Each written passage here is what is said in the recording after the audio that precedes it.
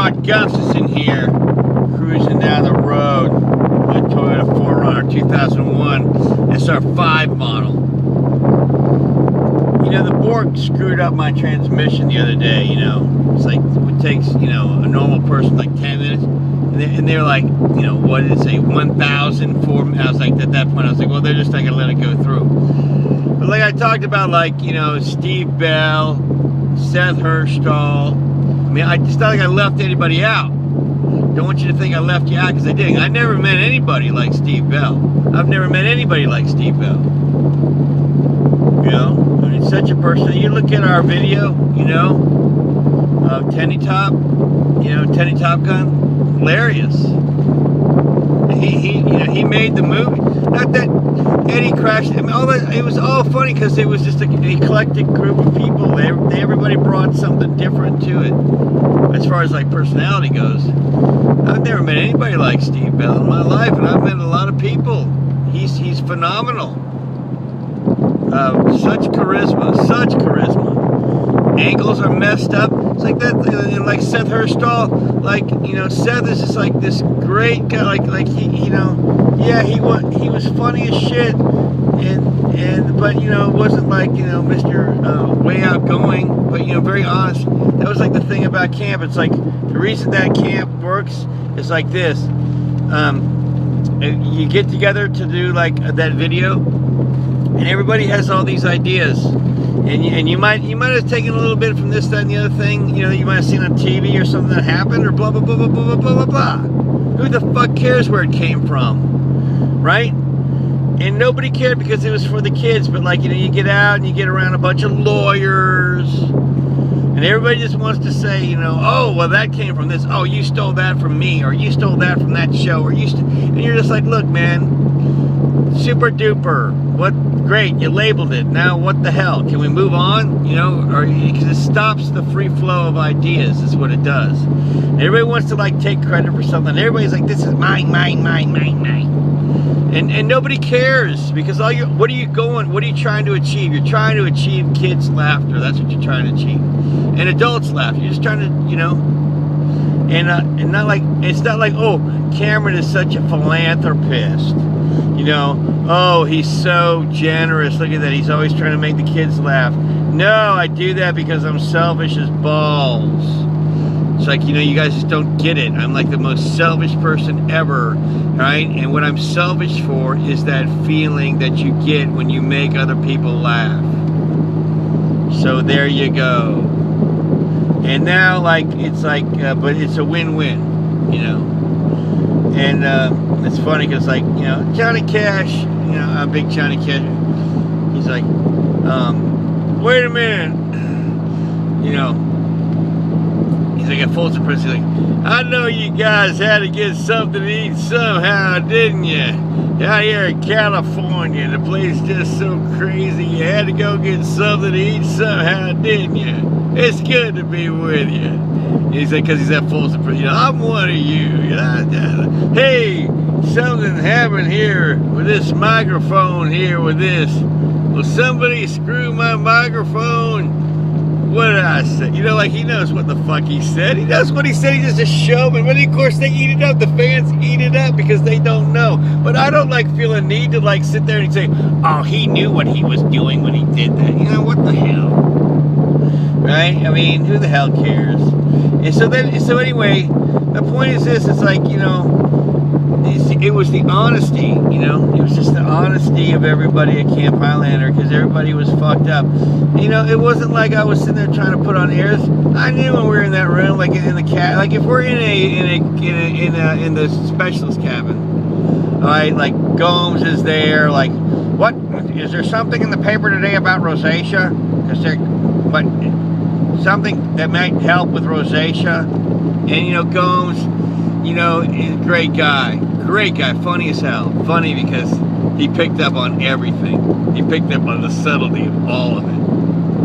And then like Cross would just be like really cool. I thought Cross was a badass because Cross, see, they're all so smart, right?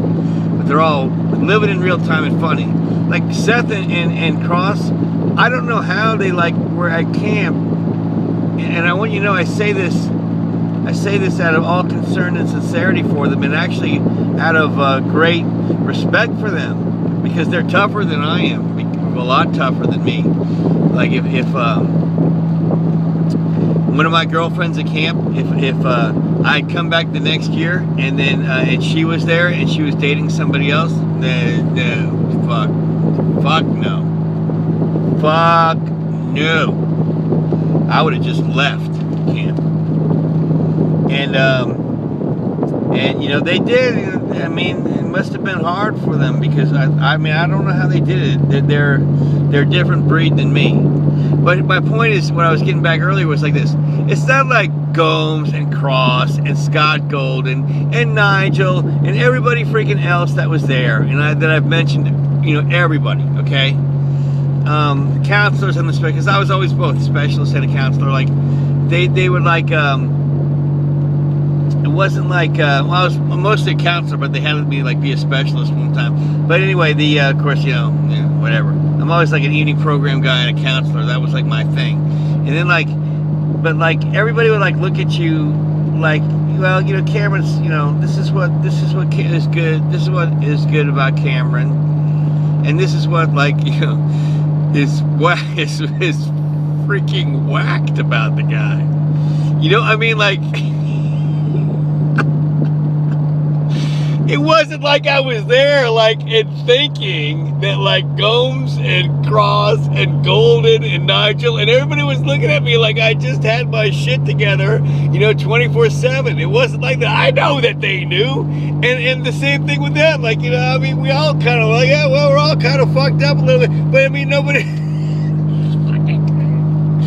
And Scott, like, never cut his toenails. He had like his longest toenails, jagged. There were more Birkenstocks everywhere. We would play basketball in Birkenstock. Camp Highlander is like the only place you will ever find in the world where you will find Jewish basketball players that are actually good at basketball.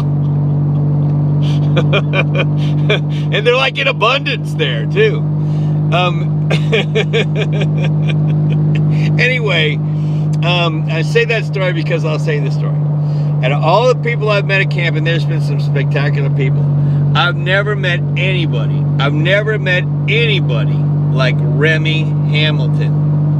And when Remy was my camper, you know, we were good friends, and it was like one of those situations where, of course, it was oldest boys, so, you know, whatever. And that cabin was a great cabin. I'm not taking away from anybody else in that cabin. It's just that after camp, you know, I would hang out with Remy. Okay? This is the deal with Remy. Charisma. And neither Remy nor myself, you know, we're not like these really attractive guys. It's not that. Okay, but like we'd have contests. Like I go to McDonald's drive-thru, and when I go to the McDonald's drive-thru, like we would have a game, right, where like you could not lie, but when you would get to the counter to pay, you would see like how much stuff you could get free from the girl at McDonald's, just based on charisma. All right, so like you couldn't go up to her and go, "Oh, my brother is dying of cancer. Can I have a McFlurry?" It would just have to be something like, "Wow, look at you. I thought that was, boy, I thought I was looking at Miley Cyrus. You've got a captivating smile. Boy, I love that McFlurry. It's such, and you know, I'll give you a free McFlurry." You know what I mean? You know what I mean? Like, it would have to be like that just to see, like, he'd go and come back with a whole bunch of shit, and I'd go and come back with like not as much as he did, because he would always win. But still, you know, it's like a lot of fun to like do that. And you know what I mean? And it's like, oh, that's wrong. Wow, there's repercussions. Really, what are the repercussions? McDonald's is out a McFlurry or two, or whatever. And you know, it made me and Remy laugh our asses off. And the girl that did it, I would give it to her. She thought she was a rebel by doing it. She thought she'd do it, you know. So I don't see the harm in it, you know. It's like whatever makes you feel like a rock star. Because people could say, "Oh, I'm this and I'm that and I'm this and I'm that." Oh, really? Well, go ahead and do something, you know, where you show me that you're this and that. And like if you could do something like Bobby Bowden will say, make something happen. Okay, it's not like, boy, Bobby's really putting the pressure on his players to make something happen. Like, you have to make something. It's not that. It's a frame of mind. And unless you play sports, or like maybe like do like a musical instrument or something like that, or like you're into some kind of competition, or like, you know, whatever. You might be a lawyer, a doctor, whatever. It's a state of mind where you're like, you know what, I'm gonna make something happen. God, it's tough to kind of explain. It's kind of like that you're in this zone where you are going to do something phenomenal because you got it, and whatever you got, nobody else has got it. And I'm going to make something happen. Like, it's the example is like when Michael Jordan came back around and like stole the ball from like Olajuwon, right? Was it Olajuwon? Okay. And he snuck back around and poked it out of his side. It's like that, okay? He did that because he's the cat's pajamas. He had that in his head. Like, if you're a Camp Highlander, it's something like that you like feel. You can feel it. And like Remy had that. And I'm like that professor from like, you know, Hogwarts, you know, that came in the later shows that. You know, I had, that was the headmaster for Slytherin. He'd say, you know, well, I had Romulus, but, you know, I would have liked to have had, you know, Sirius. I would like to have had them both. I had them both, you know. I had Lash Hamilton and I had Remy Hamilton. It's just that when I was older, I had Remy. And so we had a better, you know, we had a relationship, you know, that, because I learned so much from him. It was like the honesty of that kid, the charisma of that kid. It's just stuck with me forever. And you know, and what's really funny is like, you know, I mean, there's not too many kids that you know that are on the cover of Sports Illustrated, right? You know, scoring the you know, in overtime to beat Notre Dame in football when he was playing for the University of Michigan. So like, you know, that my relationship with him was before he did that. But like when you are in a situation where you're in that zone, like Remy would, like, if we had, I'd go over to like his his parents' house, and we would be, you know, because at the time I was in college and he was like 17, like gonna be whatever, he's senior, just started his senior year, or maybe it was during the beginning of his senior year, and I'm like, we didn't have any money, and he's like, come into the garage. We'd go to like his parents' townhome, like hypothetically speaking, like, you know, of course this never really happened, I'm just making this up, but hypothetically speaking, we would go to like the garage and Remy would hand me like 10 pairs of jeans, you know, brand new jeans, you know. He's like, yeah, we need to get some money. Okay, take these over to, we'll call it the Lap. You know, go to the mall and take these to the Lap and return them. And I'm like, did you get these at the Lap? He's like, hell no. Yeah, it's just crazy. You know, crazy. You go in there and see like a whole bunch of shit. We'll just say it's like Adam and Eve. Like, we're down there. And he's like, look at all this stuff from Adam and Eve, you know. I mean, he was like, and